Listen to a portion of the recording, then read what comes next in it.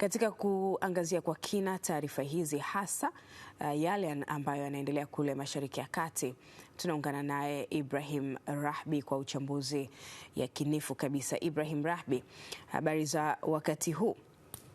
Nzuri kabisa. Habari za hapo studio? Salama. Umepata kusikia kauli za waziri wa ulinzi wa Marekani akisema kuwa wako tayari kuanza tena mapigano mara moja ikiwa Iran haitakubali makubaliano ya amani. Kauli hizi ni vitisho au haya yanaweza kutokea muda wote kuanzia hivi sasa? Nadhani waandishi wa habari walipaswa kumuuliza kuwa baada ya kuanzisha vita kwa mara ya pili, ambayo tishio kuwa tutarudi kuishambulia Irani, watakuja kuiomba tena Irani ikae kwenye meza au watakuja tena kuzungumza kipi? Kwa sababu ukitazama hadithi na vyombo vya habari vya magharibi, na wanachotuonyesha ni kama kuwa hawakuwa kwenye mapigano, yani kama kuwa sasa wanataka kuanza, au wanaonyesha kuwa Irani si lolote tena, lakini hawatuambii ukweli kuwa nani alituleta mezani, nani alituvuta tuzungumze, au nani aliyetaka hiyo meza. Kwa sababu kama kupigana ingekuwa uhodari sana na kile ambacho walikianzisha, this was epic fury operation. Unajua, ndio jibu liko hapo. Hapakuwa na diplomatic, hiyo iko wazi. Wakati wanaingia kwenye vita, diplomatic ilikuwa imeshafeli, kwa sababu walikuwa wameshazungumza sana na haya yameshindikana. Walichokuwa kimewapeleka kilikuwa ni operation ya kijeshi, ambao kwa kawaida ingemalizwa kijeshi. Sasa wangetuambia kwanza operation yao ya kijeshi inashikilia nini na imefanikiwa kipi mpaka hapo na nguvu yao, alafu baada ya hapo ndio tungeona kuwa anachokizungumza ni sahihi. Lakini unaweza ukaelewa kitu kimoja, kuwa hivi karibuni kumekuwa na juhudi za kusudi zinazofanywa na Pakistan kuhakikisha kuwa wanarudi kwenye raundi ya pili ya mazungumzo na kujaribu kupunguza mivutano wa vifungu ambavyo vilivutana sana kwenye mazungumzo ya kwanza. Sasa kuna dalili japo kwa zinaweza kuwa dalili za hila. Unajua, huwezi kuamini sana Marekani anapozungumza, kwa sababu hata wakati wanaingia kwenye vita zote mbili kulikuwa kuna dalili nzuri sana za mazungumzo ambazo zilionekana kama yanapiga hatua, lakini upande wa pili Marekani alikuwa akipanga yake na upande mmoja alikuwa akikaa kwenye meza kuonekana kama yupo kwenye mazungumzo. Hivi sasa kuna hilo, tunamwona Asim Munir, mkuu wa majeshi wa Pakistan, amekuwa akizunguka kwenye nchi za Middle East, lakini waziri mkuu Shahbaz Sharif pia naye amekuwa akizunguka kwenye kukutana na baadhi ya viongozi wengi tu kuhakikisha kuwa wanaweza kwenda kwenye mazungumzo mazuri. Sasa ukweli ni kuwa kuna ukosoaji mkubwa wa hiyo operation ya Marekani, hasa ndani ya Marekani na nchi zingine, katika kile ambacho kinaitwa mafanikio. Kimekuwa kikikosolewa sana na vyombo vya habari. Kwa hiyo anachokizungumza na Peter Hegseth ni katika kutengeneza ile narrative story ya kuwaweka nafasi nzuri ya kuja kujitetea kuwa sababu yetu ilikuwa hivi, sababu yetu ilikuwa hivi. Lakini kama operation yenyewe tayari ilikuwa imeshashindikana, na hata wanarudi kwenye meza kwa mara ya pili hii, bado Irani ameshikilia kikubwa zaidi ukilinganisha na wao walichokuwa wamekishikilia awali, au nguvu waliokuwa nayo awali. Sasa hivi sasa kinachotengenezwa ni kutengeneza story nzuri. Ikiwa watakuja kufikia makubaliano, waonyeshe kuwa ni kweli walishinda, lakini kiuhalisia huu ushindi wa mezani tu ni kwa busara tu za wengine. Rahbi, Peter Hegseth pia miongoni mwa mambo ambayo amegusia ni kuwa Iran wanatakiwa kujitafakari kwa kuangalia mustakbali wa wananchi wao. Hawa wananchi wa Iran wanaangaliwa na taifa hili la Marekani, au Iran imeshaweka mustakbali mzuri kwa wananchi wao? Kama inapaswa kuangalia mustakbali wa Irani, inapaswa turudi tena kwenye vita, tuangalie mustakbali wa Irani ulikuwaje, kwa sababu Marekani na Israeli ndio waliopiga miundombinu ya kiraia. Marekani na Israeli ndio walioua watoto wa shule. Marekani na Israeli ndio wamepiga shule na vyuo, wamepiga maeneo mengi ya hospitali, pia misikiti, synagogues, zote zimepigwa. Hayo ni matumizi ya kawaida ya raia, lakini Donald Trump ndio aliwatishia raia hao kuondoa kabisa ustaarabu kamili. Nadhani kauli yake imekosolewa vikali na Papa Leo juzi. Haikuwa kauli sahihi, lakini kauli yake ilikuwa inakwenda kama nimevyokuwa nikisema kuwa ni kauli ambayo iko kinyume na mkataba wa Geneva. Ni kauli ambayo inaashiria moja kwa moja kuwa ni uhalifu wa kivita. Tafsiri yake ni uhalifu wa kivita kwa kauli kama hiyo. Sasa kama ustarabu wa raia wa kawaida kutazama, utaona kuwa Irani imekuwa ikiwalinda zaidi raia wake ambao wamekuwa ni target zaidi kwa upande wa pili. Sasa Marekani na Israeli walipaswa hasa waheshimu mustakabali wa raia wa Irani, kwa sababu kuchezesha vita nje ya mstari, hata mwenzako anaweza akafanya hivyo. Kama Irani ameweza kufanya target za moja kwa moja kwenye maeneo sahihi mbali kilomita nyingi, hata yeye akiamua kulenga shule, kupiga soko, anaweza tu, kwa sababu ana uwezo wa nafasi hiyo. Lakini wao ndio waliokiuka sana ustaarabu wa haki za raia, ambao wamekuwa wakiwalenga moja kwa moja, wameua watoto. Mpaka leo hakuna uwajibikaji wowote, na uchunguzi unathibitisha wazi kabisa makombora ya Tomahawk ndio yaliyopiga shule ya watoto 170 wameuawa. Lakini nchi ambayo inawakumbusha wenzao kujali haki za raia imeshindwa kuchukua hatua dhidi ya uhalifu uliofanywa kwa raia wa nchi nyingine, imeshindwa kuwajibisha wala uchunguzi wa kina ambao utatoa majibu kwa nini kile kilitokea. Hakuna majibu yoyote. Kwa hiyo kwenye hili ni katika ile kutaka kujaribu kuonyesha kuwa bado sisi ni watu wa haki na sheria, lakini sheria na haki kwa maneno ni tofauti na vitendo. Sheria na haki ni zile ambazo zinatakiwa ziakisi kote na kuonyesha, sio kulazimisha kusema. Watu wakitazama wanasema yes, kweli huyu anatetea haki na anatetea sheria, kwa sababu Marekani alikwenda Venezuela akienda kutetea raia wa Venezuela, na mpaka leo hajatupa jibu kuwa amefikia wapi kuwatetea raia wa Venezuela, zaidi ya kujisifu yeye kuchukua mamilioni ya mapipa ya mafuta ya Venezuela na kwenda Marekani. Sasa hata raia wa Venezuela hawajui hatima yao ni ipi mpaka leo. Sasa Rahby, pamoja na yote ambayo yanaendelea, mjadala mkubwa unaendelea kusalia katika eneo ambalo limeshikilia uchumi wa dunia, mlango bahari wa Hormuz. Huku Mujtaba Khamenei bado ameendelea kuweka msimamo wa kufungwa kwa ule mlango bahari, lakini Marekani na kupitia Donald Trump naye ameongeza kizuizi pale mbele. Hichi kizuizi cha Marekani kinaweza kumfanya Khamenei asalimu amri pengine, au ataendelea kushikilia msimamo wake na athari kuendelea kuonekana maeneo mbalimbali duniani? Hapo ni eneo la kimkakati sana. Ni eneo ambalo linaumiza pande zote. Ukidhibiti bahari kisawasawa, ukadhibiti meli zinazoingia na kutoka kwenye bandari za Irani, inawezekana ukawa umeugusa uchumi wa Irani kwa karibu 90% kwa kiwango hicho. Lakini mara kadhaa huwa ninapenda kusema kuwa Wairani kabla ya kuingia kwenye hii vita ni kama watu ambao walikuwa tayari wanajua nini kitakuja kutokea, na walijiandaa sana na hii vita kwa muda mrefu. Sasa kuishi kwenye maisha ya dhiki na tabu, mfumuko wa bei, sarafu kuporomoka, ni maisha ya kawaida kwa watu wa Irani, wameshazoea. Lakini vikwazo vya miaka takriban 47 au 48 ambavyo vimeikumba Irani toka mapinduzi ya Kiislamu viliwafanya sana wakawa watu wasiotegemea zaidi nje, wamekuwa zaidi wakizalisha sana ndani. Kwa hiyo mahitaji yao kiwango kikubwa inakuwa ndani. Nje zaidi wao wanauza, kutoa, na kiasi wanaagiza, lakini sio kulingana, yani kwa vitu vingi wanaweza kumudu ndani. Kwa hiyo maisha ya kawaida ya Irani walishayazoea wao. Sasa kuna kile ambacho huwa ninakizungumza mara kadhaa kuwa kabla hata ya vita nilisema kuwa ukiwatazama Irani wako tayari kupoteza 100,000 wanayoimiliki, lakini upande wa pili uko tayari kupoteza 50,000 walionayo. Au mara kadhaa nimesema kuwa kupigana na Irani ni sawa unapigana na nungunungu.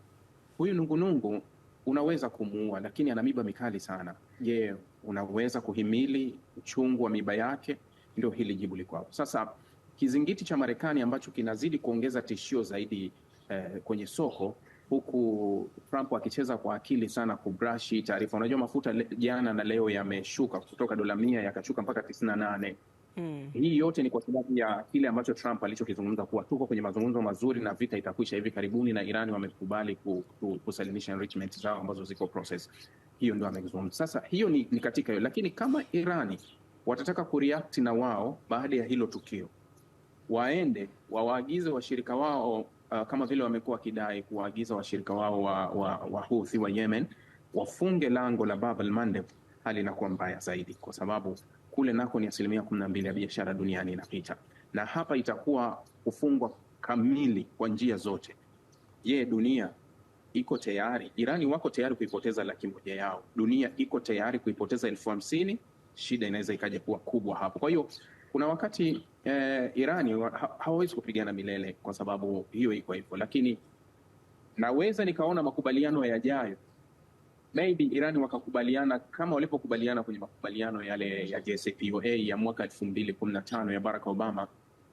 Wakakubaliana kupunguza baadhi ya matarajio yao, hasa kwenye nyuklia, ambapo hata kwenye mazungumzo mawili yaliyoshindikana na kuingia kwenye vita walikuwa wamepunguza sana matarajio yao na walikuwa wameshakubali kuhandle kwa baadhi ya vitu. Wanaweza kukubaliana nao hilo, lakini nalitazama la Hormuz, Irani hawezi kuachia Hormuz kirahisi, kwa sababu amegundua kuwa anayo silaha kubwa zaidi kuliko nyuklia kwa sasa, ambayo ni Hormuz. Awali alikuja kugundua kuwa ana silaha nyingine mbadala ya nyuklia, ni makombora. Ndio maana akalegeza msimamo wa nyuklia kwenye mazungumzo ya pili baada ya vita ya kwanza 12 days war. Alikuja kugundua kuwa ana makombora ambayo yanawasumbua, anaona kumbe ulinzi mwingine nao, lakini mara hii alipoikamata Hormuz ameona nina ulinzi kamili. Kwa hiyo sio rahisi Irani kuiachia Hormuz kwa hivi sasa. Kwa hiyo hata kama akiwapa nyuklia atashikilia Hormuz, kwa sababu Hormuz ni zaidi ya nyuklia. Sasa Rahby, Israel na Lebanon, mapigano yamesimamishwa kwa siku 10 kuanzia jana hapo April 16. Kusimamishwa kwa mapigano haya na kutarajiwa kwa mazungumzo kunaweza kuleta amani ya kudumu au ni mbinu za kuwapumzisha wanajeshi? No, kusimamishwa huku kwa mapigano kwa Lebanoni kuna kisi moja kwa moja ya taarifa ya mazungumzo ya pili ambayo yatafanyika Pakistan, kwa sababu Irani katika mazungumzo ya awali walipokuwa wakifanya kule Pakistani, kitu kikubwa walizungumza, walisema kuhusu Lebanon, na wao hawawezi kuimaliza vita kirahisi kama vita itaendelea Lebanoni. Msimamo wa Marekani lazima ubadilike dhidi ya Lebanoni, hilo limekuwa liko wazi. Kwa hiyo kusimamisha vita kwa siku 10, ndani ya siku 10 huku kunaweza kuibua mazungumzo ambayo yakawa na tija kule Lebanoni, lakini kusema kuwa usitishaji huu unaweza kuleta amani ya kudumu si kweli, kwa sababu hata usitishaji huu au mazungumzo yaliyofanyika yalikuwa yakimhusu rais wa Lebanoni moja kwa moja Joseph Aoun na waziri mkuu wa Israeli, ambao ndio wanatarajiwa kukutana katika mazungumzo. Ndani ya miongo mitatu hawajawahi kuzungumza moja kwa moja katika nchi hizi. Sasa shida ya Lebanoni sio hiyo, shida ya Lebanoni ni Hezbollah, na matarajio ya Israeli yanayotaka ni magumu kama vile ambapo Israeli anayoyataka ndani ya Irani, kwa sababu ndani ya Irani kumekuwa na ugumu, kwa sababu Marekani anakwenda kuwakilisha maslahi ya Israeli, kuwa mwambie arrangement iwe zero, tuchukue makombora, tuharibu kila kitu. Inakuwa matarajio magumu. Sasa na Lebanon iko hivyo hivyo, Israeli anataka Hezbollah wasalimishe silaha. Ni kitu ambacho kilikuwepo kwenye mkataba wa usitishaji wa vita kati ya Hezbollah na Israel mwaka 2006, lakini kikawepo kwenye makubaliano ya usitishaji wa vita wa juzi 2024, hicho ilichokuwa cha Hezbollah kusalimisha silaha na Israel kuondoka ndani ya ardhi ya Lebanoni, kutoka eneo la Litani, kutoka maeneo ya Bekaa, yote aondoka. Sasa Israeli anamlazimisha mwenzake asalimishe silaha aliyakuwa yeye bado kasimama kwenye line ile ile ambayo sasa Hezbollah toka mwaka 2006 walishakataa swala la usalimishaji wa silaha. Kwa hiyo matarajio ya Israeli ya hili ni kutaka kulazimisha kuwa Hezbollah wasalimishe silaha zao, aliyakuwa yeye anaongezewa silaha na Marekani, na aliyakuwa yeye amekaa kwenye ardhi ya Lebanon. Kwa hiyo vitu vinakuwa vinashindikana, na sitarajii kama hili linaweza likatoa suluhu ya moja kwa moja. Ni vigumu sana Hezbollah kusalimisha silaha, kwa sababu kwanza, nani anaweza kuchukua silaha za Hezbollah? Kumekuwa na mpango wa jeshi la Lebanoni kusema kuwa liwapokonye silaha Hezbollah. Ukipima uwezo mkubwa wa jeshi la Lebanon na ukipima uwezo wa Hezbollah, utaona ni vitu viwili tofauti. Hezbollah wana nguvu zaidi ya jeshi, lakini si hilo tu, kuwa ndani ya jeshi la Lebanoni limegawika pia, lina jamii nyingi za Waislamu, Wakristo na Maronite wengine kule. Sasa jeshi la Hezbollah wengi ni Shia, lakini ndani ya jeshi la Lebanoni pia kuna Shia. Maanake kuwa kama jeshi la Lebanoni linaweza likaanzisha vita dhidi ya Hezbollah, unakusudia kuonekana kuwa jeshi la Lebanoni lijigawe, yani litagawika, kwa sababu kuna Shia wengine watarudi upande wa Hezbollah, lakini kuna Sunni wengine hawatakubaliana na vita hiyo, kwa sababu wanafahamu vita hii ni ya remote ambayo imeelekezwa na Marekani na Israel dhidi ya Hezbollah. Lakini hata kura ya maoni ya ndani ya Lebanon mara nyingi inaakisi kuwa uwepo wa Hezbollah ni afadhali yao katika kile ambacho kinaitwa Greater Israeli kwa sababu wanaamini kama kungekuwa hawapo Hizbullah, basi Lebanon nayo ingekuwa imemezwa kama Syria ilivyofanyiwa hivi sasa, au kama ilivyo West Bank, au ilivyo eneo kubwa la Palestina. Kwa hiyo wanaamini kuwa kizingiti cha Hizbullah kinamfanya Israeli asiweze kutimiza malengo yake ndani ya ardhi ya Lebanon. Kwa hiyo kusema kuwa kutakuwa na amani ya kudumu bado sana, hilo liko mbali. Na rais wa Lebanon amekataa kufanya mazungumzo na waziri mkuu wa Israel. Ikiwa Hizbullah wenyewe anasema kuwa kufanya mazungumzo na Israel ni kama dhambi ya kitaifa. Unaona mazungumzo yatafanyika hivi karibuni, au siku hizi 10 zitaisha bila kufanyika kwa mazungumzo hayo, na pengine nini ambacho kitafuata?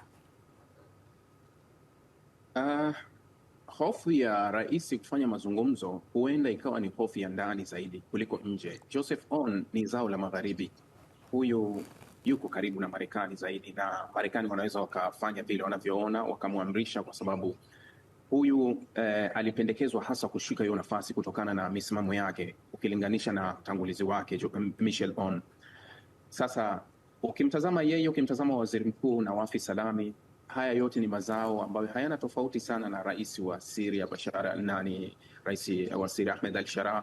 Haya yote ni mazao ya Magharibi. Sasa hofu kubwa ambayo anakuwa nayo Aoun sio hofu ya kuzungumza na Netanyahu. Nadhani Lebanon wana historia ya aliyekuwa waziri mkuu Rafik Hariri, aliuawa miaka ya 2000. Nadhani ilikuwa ni hivyo, na haijulikani mpaka leo kina nani walihusika kwenye kifo chake, kwa sababu uchunguzi na kesi imekuwa ni ngumu sana. Tishio la ndani ni kubwa zaidi, yaani hofu ya usalama wake dhidi ya makundi yenye upinzani dhidi ya Israeli, nadhani limekuwa ni kubwa zaidi kwa rais kuliko kile kinachotokea. Lakini wanaweza wakafanya indirect talk, licha ya kuwa yana alikataa rais Aoun alikataa kama ana mazungumzo kama yapo, lakini alikubali ceasefire, alisema kuwa yes, na huenda wakafanya mazungumzo, lakini bado anakwepa kusema kuwa itakuwa indirect talk au itakuwa direct talk, yani kuwa mazungumzo ya moja kwa moja au mazungumzo yatapitia kwa wawakilishi. Unajua, miongo mitatu, miaka 34 haijawahi kutokea mazungumzo ya moja kwa moja kati ya Israeli moja kwa moja na Lebanon. Sasa hili linajaribu kusukumwa kwa nguvu ili kutatua tatizo, lakini ni kama unatatua tatizo sehemu ambayo sio tatizo. Ni kama unaenda kumtibu mgonjwa ambaye haumwi, kwa sababu mazungumzo ya serikali ya Lebanon na Israeli hayawezi yakatoa suluhu wala amani, kwa sababu serikali ya Lebanon si ambayo iko katika vita, isipokuwa Hizbullah ndio wako kwenye vita, na Hizbullah hawaamrishwi na serikali wala hawapangiwi na serikali wafanye nini. Wao wanajiamulia wao wenyewe na kile wanachokiona ni sahihi kwao. Rahbi, tunakushukuru sana kwa uchambuzi makini kabisa kuhusu mzozo huu wa Mashariki ya Kati. Shukrani sana.